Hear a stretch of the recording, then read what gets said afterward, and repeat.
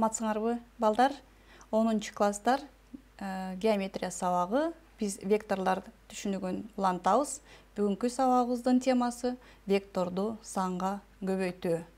Бүгүнкү сабакта балдар мейкиндикте векторду санга көбөйтүү аныктамасын киргизебиз. Векторду санга көбөйтүү касиеттерин пайдаланып, туюнтмаларды жөнөкөйлөтүүнү үйрөнөбүз. Биз сабакка киришерден мурда мурунку сабакка кичине кайталоо жүргүзүп алалы. Өткөн сабакта биз векторлордун суммасы жана айырмасы деген теманы өттүк элек. Анда векторлордун суммасы үчүн биз 3 эреже киргиздик эле. 3 буруштук эрежеси, параллелограмм эрежеси жана көп буруштук эрежеси. 3 буруштук эрежеси деген кандай эле? Мейкиндикте каалаган А чекитинен А векторуна барабар болгон АБ векторун жана Б векторуна барабар болгон БЦ векторун алсак, анда АЦ вектору бул А жана Б векторунун суммасы деп аталат. Экинчи параллелограмм эрежеси. Дагы эле мейкиндикте каалаган А чекитин алсак, А чекитинен узундуктары А жана Б векторуна барабар болгон АБ жана АД векторлорун алып, аны параллелограммга чейин толуктайбыз. АБСД параллелограммынын АЦ вектору бул А жана Б векторлорунун суммасы деп аталат. Ошондой эле бир канча векторлор берилсе, алардын суммасын табуу үчүн көп буруштук эрежеси бар. Бул кандай эле? Бир чекиттен бул векторлорду биринин аркасынан бири жайгашкандай кылып жайгаштырсак, анда биринчи вектордун биринчи башталгыч чекити менен акыркы вектордун акыркы чекитин туташтыруучу вектор бул векторлордун суммасы болот эле. Бул эреже тегиздикте кандай аткарылса, ошондой эле мейкиндикте дагы аткарылат. Векторлордун айырмасын табуунун эки ыкмасын көргөздүк элек. Биринчисинде О чекитинен А векторуна жана Б векторуна барабар боло тургандай ОБ жана ОА векторлорун коебуз. Кемитүүчү вектор ОБнын кемүүчү вектор ОАнын аяккы чекиттерин туташтыруучу вектор А жана Б векторлорунун айырмасы болорун көргөнбүз. Бул айырманы биз сумма түрүндө да жазганбыз. А жана Б векторлорунун айырмасы А вектор менен Б векторунун карама-каршысынын суммасы түрдө жазууга болот. Чындыгында эле О чекитинен А векторуна барабар болгон ОА векторун жүргүзсөк, андан кийин Б векторуна карама-каршы болгон векторду Б векторун жүргүзсөк, анда ОБ вектору бул эки вектордун суммасы, башкача айтканда А жана минус Б векторлорунун суммасы деп жазат элек. Чындап келгенде бул А жана Б векторлорунун айырмасы болот. Векторлордун суммасы жана айырмасын тапкан сыяктуу эле векторду санга көбөйтүү түшүнүгү бар экендигин биз тегиздикте көргөнбүз. Мына ушул түшүнүк мейкиндикте кандай болуп аткарыла турган деген суроого бүгүнкү сабакта жооп беребиз. Анда векторду санга көбөйтүүгө бир мисал карап көрөлүк. Сүрөттө көрүнүп тургандай, жел кайык оңду көздөй В ылдамдыгы менен кетип бара жатат. Анын жанында лайнер В1 ылдамдыгы менен жел кайык кетип бара жаткан багытта бара жатат жана анын ылдамдыгы жел кайыктын ылдамдыгынан 5 эсе чоң.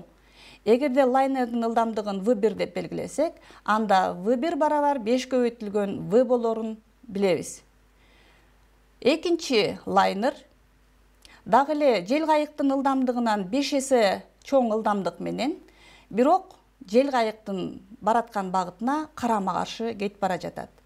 Эгерде экинчи лайнердин ылдамдыгын V2 деп белгилесек, анда V2 вектору барабар минус 5 көбөйтүлгөн V болот эле. Бул жерден биз векторлорду санга көбөйтүү түшүнүгү бар экендигин көрдүк. Анда биз аныктама жазып көрөлүк. А нөлдүк эмес векторун k санына көбөйтүү деп, k санынын модулун a векторунун узундугуна көбөйтүүгө барабар болгон b векторун айтабыз. A вектору менен аны k санына көбөйтүүдөн келип чыккан b вектору багытташ болот, эгерде k нөлдөн чоң же барабар болсо. Жана ошондой эле a жана аны k санына көбөйтүүдөн келип чыккан вектор экөө бири-бирине карама каршы болот, эгерде k нөлдөн кичинекей болсо. Тегиздиктеги сыяктуу эле a векторун kга көбөйтүүдөн b вектору келип чыккандыгы төмөндөгүдөй жазылат. Бул айтылгандардан биз төмөндөгүдөй натыйжаларды чыгарабыз. A векторун нөлгө көбөйтүүдөн нөлдүк вектор келип чыгат. Чындыгында эле A векторун нөлгө көбөйтүү деген сөз бул A векторунун узундугун нөл санына көбөйтүү дегенди билдирет. Ал эми каалаган санды нөлгө көбөйтсөк нөл болгондуктан бул вектордун узундугу нөлгө барабар болуп калат дагы, бул нөлдүк векторго айланат. Экинчи натыйжа. A вектору жана аны kга көбөйтүүдөн келип чыккан вектор коллинеардуу болушат.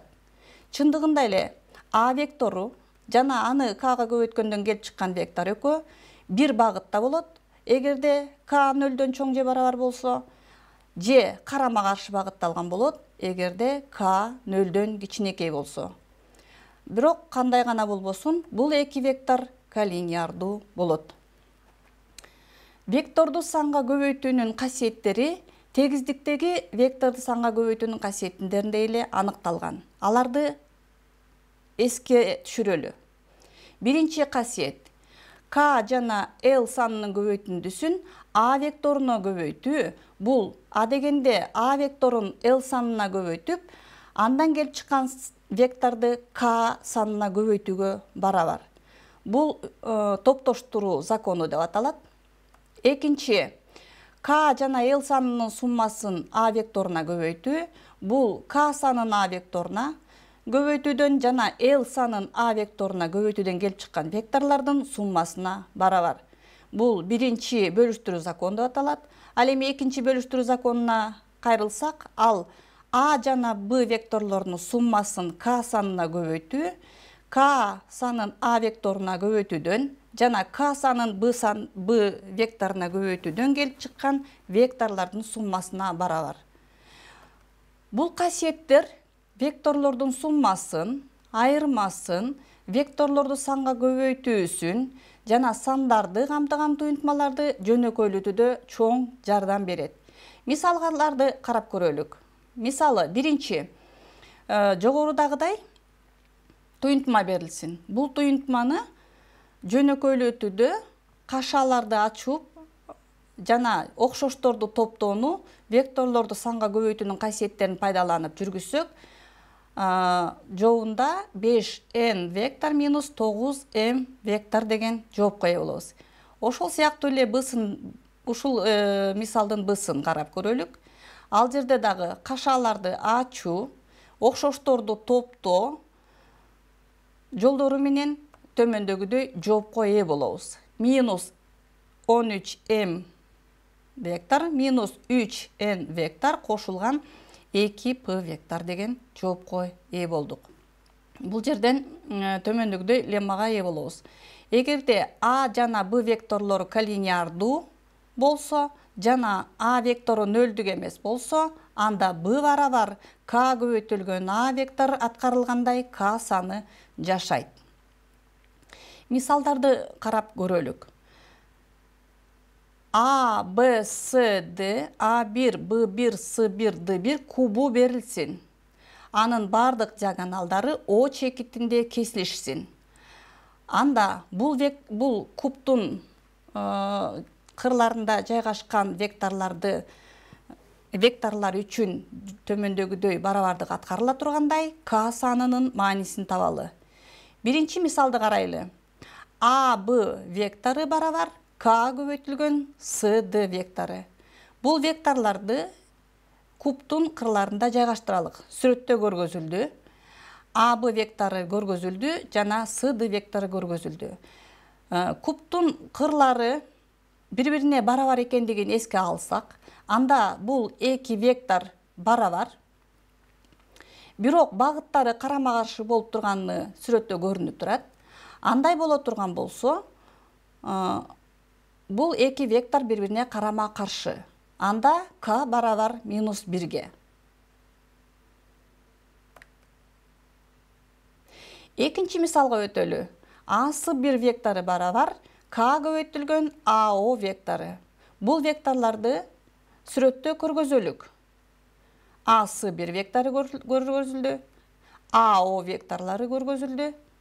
Анда бул эки вектор бир түз сызыкта жатып калганы байкалып турат. Багыттары дагы бирдей. Демек, булар багытташ векторлор. Бул учурда К 0дөн чоң болорун эскертип кетелик. Экинчиден, кубтун диагоналдары бир чекитте кесилишет жана кесилишүү чекитинде тең экиге бөлүнөт деген кубтун касиетине таянсак, анда АС вектору бул АО векторунан 2 эсе чоң экендиги көрүнүп турат. Анда К модулу боюнча 2ге барабар. Бул жерден К 0дөн чоң экендигин эске алсак, анда акыркы жыйынтыгыбыз К барабар 2ге. Үчүнчү мисалга өтөлү. ОБ вектору барабар К көбөйтүлгөн B1, D1 вектору. Бул векторлорду сүрөттө көргөзөлүк. Сүрөттө көрүнүп тургандай, ОБ вектору менен B1, D вектору карама-каршы багытталган векторлор. Демек, К 0дөн кичинекей. Экинчиден, ОБ1 вектору бул B1, D векторунун жарымына барабар экендигин эске алсак, анда К модулу боюнча 2ден 1ге барабар. Биринчи К 0дөн кичинекей же болбосо терс экендигин эске алсак, акыркы жыйынтыгыбыз К -2ден 1ге барабар. Биз маселени чыгарып бүттүк, К'нын маанилерин таптык. Кийинки маселеге өтөлү. А, Б, С, Д параллелограммы берилсин. Е жана F чекиттери А, Б жана С, Б жактарынын тиешелүү түрдө ортолору болсун. Бул чекиттерди сүрөттө көргөзүп атабыз. О бул мейкиндикте жайгашкан каалаган бир чекит болсун. Анда мына ушул берилгендерди пайдаланып, биринчи ОА, ОС векторлорунун айырмасын EF аркылуу туюнткула. Экинчи ОА, ОЕ векторлорунун айырмасын DC аркылуу туюнткула. О чекити мейкиндикте, тегиздикте жаткан жок. Анда биринчи маселенин биринчи бөлүгүн карап көрөлүк. ОА векторун көргөздүк, ОС векторун чийдик. Анда бул экөөнүн айырмасы СА вектору болорун жеңил эле байкадык. Эми ушул келип чыккан СА векторун EF аркылуу туюнтушубуз керек.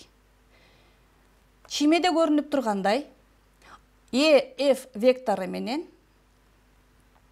СА вектору бири-бирине карама-каршы багытталган. Ал эми АБС үч бурчтугун карасак, EF бул үч бурчтуктун орто сызыгы экендиги көрүнүп турат. Орто сызыктын касиетине таянсак, үч бурчтуктун орто сызыгы үчүнчү жагына параллель жана анын жарымына барабар деген касиетин пайдаланып, биз СА вектору EF векторунан 2 эсе чоң экендигине келип жеттик. К 0дөн кичинекей, демек К -2ге барабар. Анда биз ОА жана ОС векторлорунун айырмасын -2 көбөйтүлгөн EF вектору түрдө жазсак болот. Маселенин экинчи бөлүгү. ОА минус ОЕ бул векторлорду чиймеде көргөздүк жана алардын айырмасы ЕА вектору болорун жеңил эле көрдүк. Эми ушул ЕА векторун дс аркылуу туюнтушубуз керек.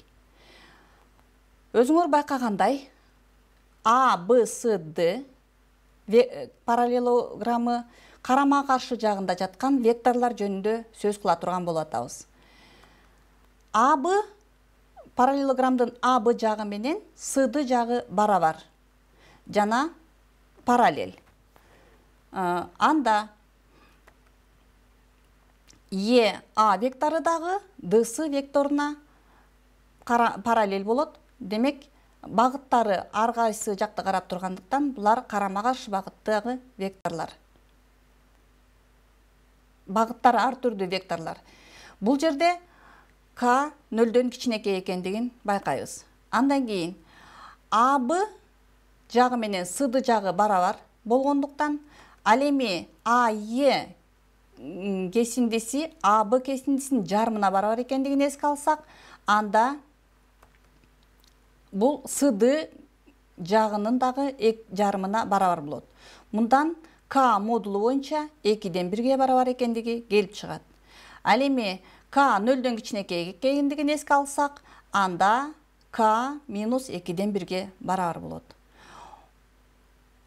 ОА вектору менен ОЕ векторунун айырмасы мына ошентип минус 2-ден 1 ДЦ-га барабар болду. Бүгүнкү сабакты жыйынтыктайлы. Биз бүгүнкү сабакта векторду санга көбөйтүү деген темага кайрылдык. Бул сабакта биз А нөл эмес векторун К санына көбөйтүү деп, К санынын модулун А векторунун узундугуна көбөйтүүгө барабар болгон Б векторун айтабыз. Ал К көбөйтүлгөн А вектору барабар Б деп жазыларын көрдүк. Ошондой эле А жана Б векторлору багытташ болот, эгерде К нөлдөн чоң болсо, жана карама каршы багытта болот, эгерде К нөлдөн кичинекей болсо. Векторду санга көбөйтүүнүн 3 касиетине токтолдук. Топтоштуруу касиетине, бөлүштүрүү боюнча 1-чи жана 2-чи касиетке. Ошондой эле төмөндөгүдөй лемманы билдик. А жана Б векторлору коллинеардуу болсо, жана А нөлгө барабар эмес болсо, анда Б барабар К көбөйтүлгөн А вектор болгондой К саны жашайт. Көңүл бурганыңыздарга чоң рахмат. Бүгүнкү сабак сиздерге пайдалуу болот деп ишенем. Саламатта калыңыздар.